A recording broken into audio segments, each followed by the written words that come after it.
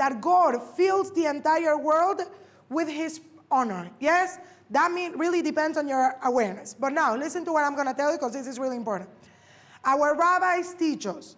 Most people think God is in the world, right? But we said, no, God is not in the world, because to say God is in the world means he has physical, you could say where he is, where he's not, right?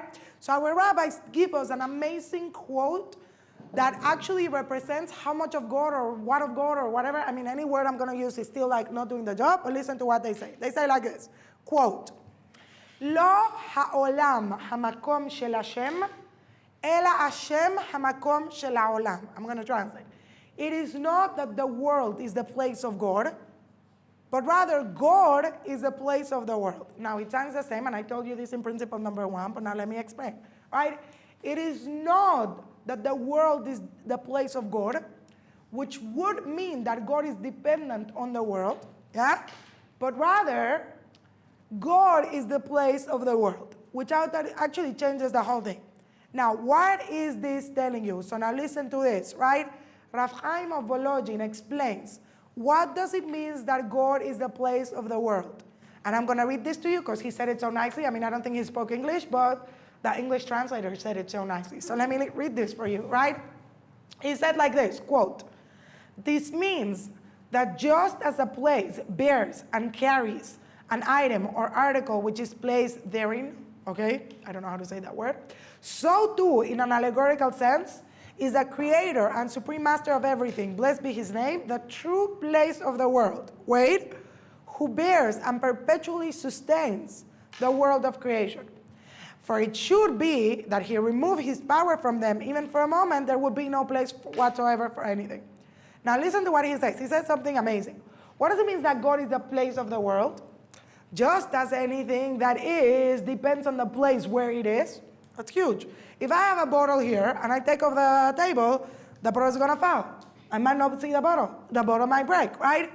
Everything that is depends on the place it is in order to be able to function, okay? Again, now, I could actually pick up the bottle from the floor and drink it still, but you understand what I'm saying, right? In the same way, God is the place of the world. Anything that is dependent on God. But now that's not the only thing. This is a good part. If anything stops existing, the place is still there. You know what's the only constant thing is? The place. The place is still there.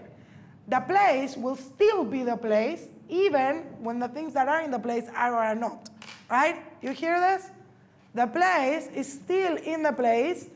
It's still the place even when the things are there or are not. It's totally not dependent on something. And at the end of the day, you always need a place because something cannot just fall into like a black hole. At the end of the day, there's always something that contains. You know who is that? God is the place of the world. You know, at the end of the day, and by the way, this is just like, wow. Wherever you fall, however low you're falling, there's always this net called God that is going to catch you. You ever thought about this? This is huge.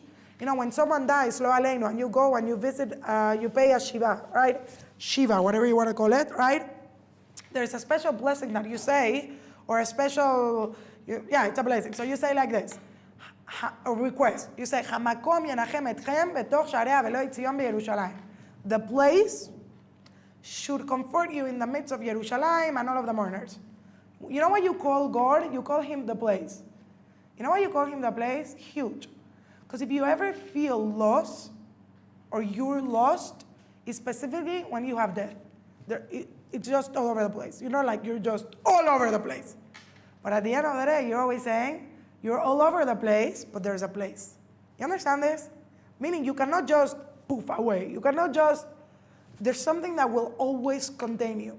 When you lose someone, Barminan, we should never know, you just feel completely lost, completely hopeless, completely like, and the obvious thought in your head is, how am I ever going to repair my life?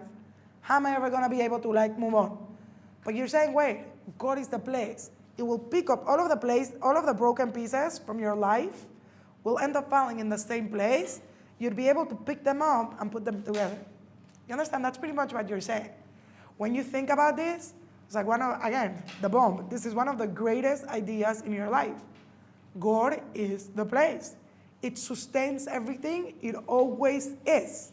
At the end of the day, when everything is gone and everything is lost and everything is broken, you could always come to his place that will always be there and pick everything up and do it all again. And this place will keep supporting you. You understand?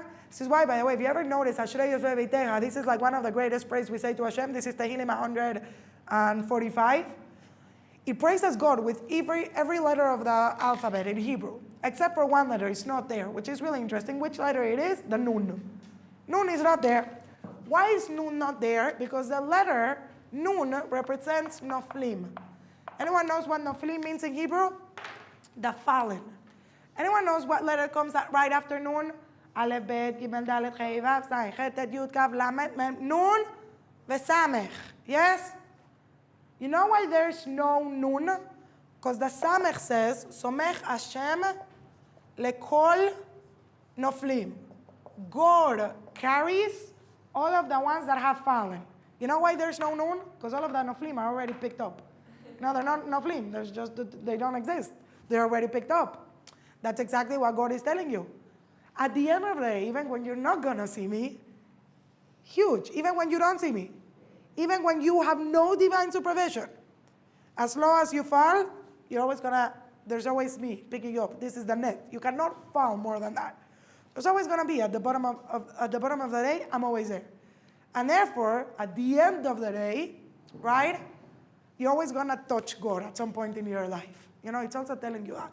That's why people say, the more you fall, when you hit rock bottom, there's only one place to go, up. Maybe it's telling you also a spiritual thing. When you hit rock bottom, suddenly you recognize God. Because you cannot go lower than that. You know, when you hit rock bottom, you touched God. This is when you touch God's nerve in which you cannot deny He's there. And suddenly now you go up. But you go up with this whole existence of God.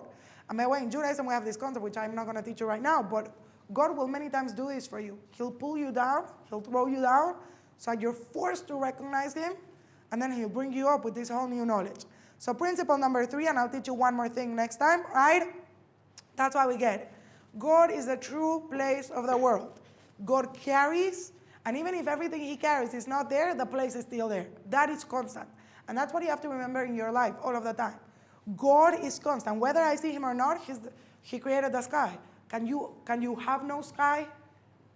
No, you cannot not have God. You understand? The only thing is sometimes you don't see the sky, so you think the sky is not there. You know? But not because I don't see it, it means it's not there. It just means I'm blind. You understand? Great. We'll continue with this next time. Any questions? No. This class is good. You understand? Not because I'm teaching it, but like for real. I think anyone that's having a hard time should come to his class in life.